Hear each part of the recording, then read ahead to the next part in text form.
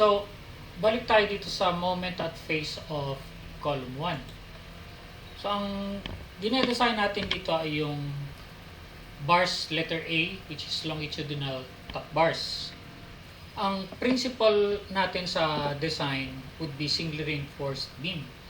At ang kailangan natin sa SRB, basically yung design moment, which is MU. And then, yung width ng SRB, which is B, tsaka yung effective depth, D. Yung M sub U, nakuha natin yan dito. Okay? M sub U is the maximum of MU1 and MU2. Tapos, yung B, nung SRB, ito, yan. Tapos, yung effective depth D would be this equation.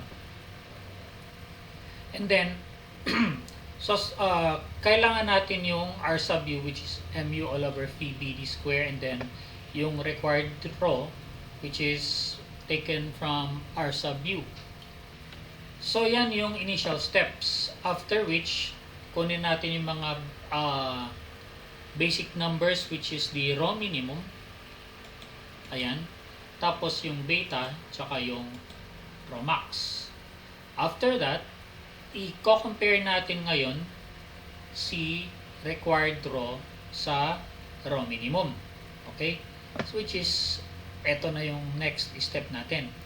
Your required rho should be greater than your rho minimum.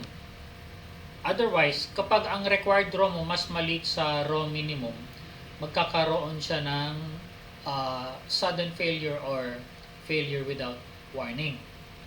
And if rho minimum is greater than your required rho, then it's okay. Dito sa sample natin, mapapansin natin na your rho minimum, which is 0.0037, is greater than the required rho na 0.00125. Okay? So therefore, do not use required rho. Kasi mas malaki si rho minimum. If that's the case, okay, then we have to recompute your required rho, which is ito na, no? Para tumaas yung rho required, kailangan mag-recompute tayo. Ito ngayon yung equations na susundin natin. 4/3 of the original required rho and rho minimum. Ngayon, pipili ka dyan sa maximum na yan, yung dalawang yan, at yan ang gagamitin natin na required rho or use rho required.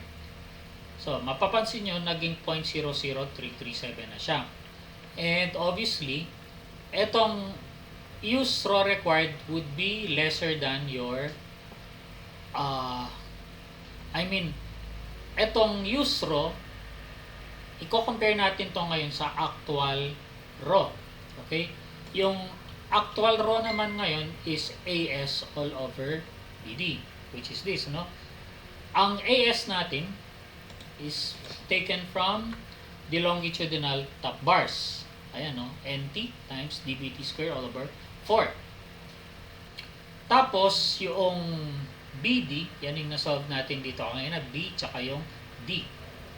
And then, itong still ratio should be greater than your rho required, which is ito.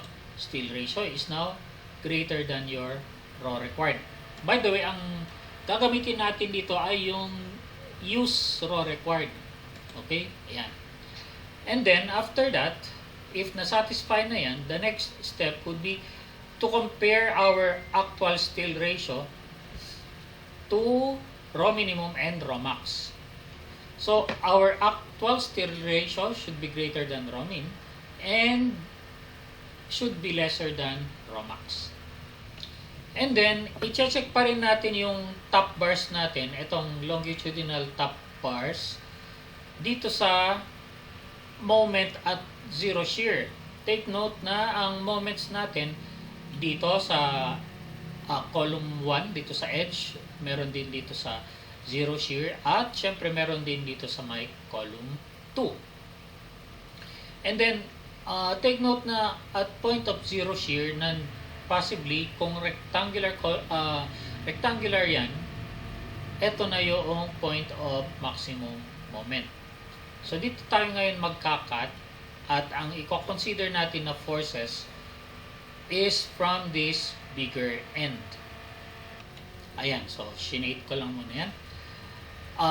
At bigger end, let's take moment dito sa location of zero shear. So ang PU1 natin, yan yung force taking counterclockwise as positive. And then ang lever arm natin would be x1 minus c1 all over 2. Take note na yung x1, na-solve natin yan kanina. Okay, yan yung location of zero shear. Tapos, ang clockwise moment naman would be caused by this polygon. Yan. Ngayon, itong polygon, hahatiin natin yan sa dalawang polygons, which is isang rectangle at isang triangle. So, ito ngayon yung rectangle. Ang height nitong rectangle would be Q1 plus Y2. Okay? Ngayon, wag tayong malilito sa units nitong mga numbers na yan. Itong Y sub 2, let's take ang unit nitong Y sub 2 is kilonewton per meter. Or lahat ng vertical dimensions would be kilonewton per meter. Same with Y1, kilonewton per meter. And then lahat ng horizontal dimensions like x1, x2, c1, c3, ang unit ng mga horizontal dimensions would be meter. Okay? And then take note na ratio and proportion applies here. Okay? So, dito, yung height ng rectangle would be Q1 plus Y sub 2. So, consistent ang ating units, vertical, kilonewton per meter. And then, ang kanyang lever arm would be X1 divided by 2. Take note that X1 lever arm is in meters. And then, next na magkokos ng ng clockwise rotation would be this triangle naman. Yan. Ngayon, ang height nitong triangle is y1. Tapos, ang length nitong triangle is x1.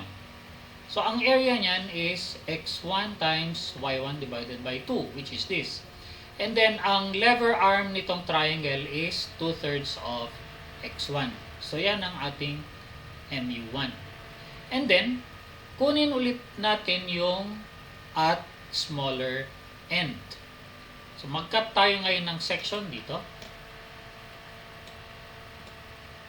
Lahat naman ng moments dito sa towards the smaller end ang kukunin natin. Yan ang ating mu2. But, before going to that, how do we get the value of y1, y2? Okay? Yung y1, y2 dito. Etong y1, na-solve na natin yan kanina. So, pakita ko lang. Ayan, sa location of zero shear. After solving x1, ayan, by ratio and proportion, masosolve mo yung y1. Ayan. So, we can now solve the value of y sub 2, which is equal to q2 minus q1 minus y1. And then, how do we get the value of x2? This is simply equal to L minus x1. So, ngayon, takpan na natin yan. Dito tayo ngayon magko-compute ng moments. So, dito tayo mag-take moment sa location of zero shear. And then, lahat ng clockwise moment would be positive. And, unahin natin tong mu2, ano? So, PU2 times the lever arm, which is equal to x2 minus c3 divided by 2. Tapos, ang susunod dyan would be yung rectangle. Ngayon, yung rectangle na yan would be this one.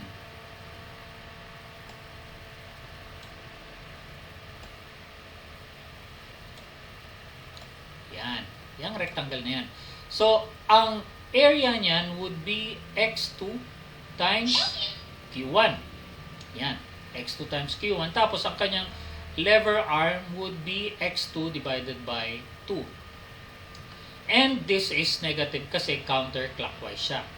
Followed by etong small or bigger triangle.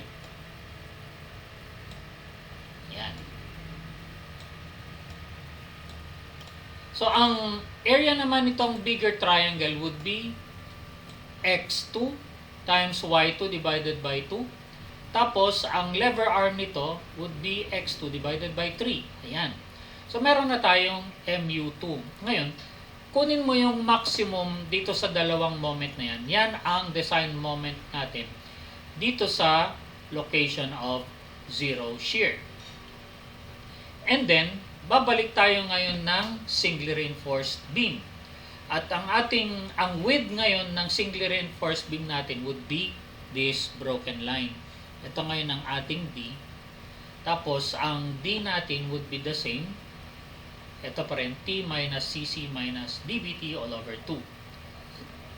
So, how do we get yung small b na yan? So, ito siya. From this computation ng moments kanina, na-solve natin itong value ng x2. Okay? So, mag-take tayo ngayon ng triangle ulit. Ito ngayon yung ating triangle by ratio and proportion. So, ang dimension nitong smaller triangle would be x2 tsaka itong y. Okay? Yang y, yung height. Tapos, yung larger triangle naman would be ito. Ngayon, ang height nito would be B2 minus B1 divided by 2. So, yan yung height. Tapos, yung length nito would be simply your L. So, na-develop natin itong ratio and proportion na yan. So, that's why, itong dimension Y, yung dimension na yan is equal to x2 times the quantity B2 minus B1 all over 2L. And then, from there, etong dimension na yan, the width of the SRB in consideration is equal to B1. Take note that this dimension is B1 plus Y sa taas tsaka Y sa baba. Kaya 2Y yun. Okay? And then, babalik na tayo ngayon sa design ng singly reinforced beam. Ang gagamitin nating moments dito would be ito, yung moments na yan, tsaka yung ito, yung B. So, dito sa moment at zero shear, ang nakuha natin na MU1 or at bigger end is 101 and then at smaller end, which is MU2, is 44. So, kunin natin yung maximum dyan would be 101. And then, ang longitudinal, still, ang gagamitin natin na longitudinal top bars would be eto pa rin. Okay? Yan. Sorry. Eto pa rin, ano? Longitudinal top bars, yung 16 tsaka 9 pieces. Okay. So, going back here, ang ating D, parehas, 117. And then, ang ating B ngayon, naging 1900. Take note na if we will compare this with dito sa face ng column 1, yung B niya ay 2177. Ngayon, dito sa moment at zero shear, ang B niya ay 1900. See? Pero, ang kanyang AS, 1809, dito naman sa at zero shear, 1809 pa rin. Ibig sabihin, yung number of pieces, hindi nagbago. Pero yung B natin, lumiit. Okay? So, ibig sabihin nito, ang bakal natin is hindi straight bars, kundi ganito. Ganyan. So, at face of column 1, 1, 2, 3, 4, 5, 6, 7, 8, 9 pieces pa rin, ano?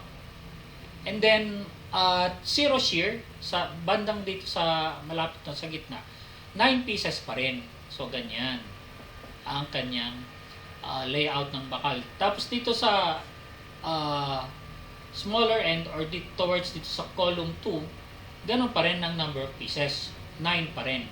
Okay? And then, same procedure as SRB. Kukumputin natin si required row, and then si required row, i-compare natin kay row minimum. Mapapansin nyo dito ngayon, si required row is greater than row minimum. Kaya, we don't need to consider the recomputed row required point. Kaya, ang gagamitin natin use row required would be 0.00482 talaga. And then, we now compared row required sa ating steel ratio. Itong AS all over BD. Yan. So, steel ratio is greater than raw required. Steel ratio is greater than raw min. And raw max is greater than steel ratio. And then, i-consider pa rin natin yung moment at face of column 2.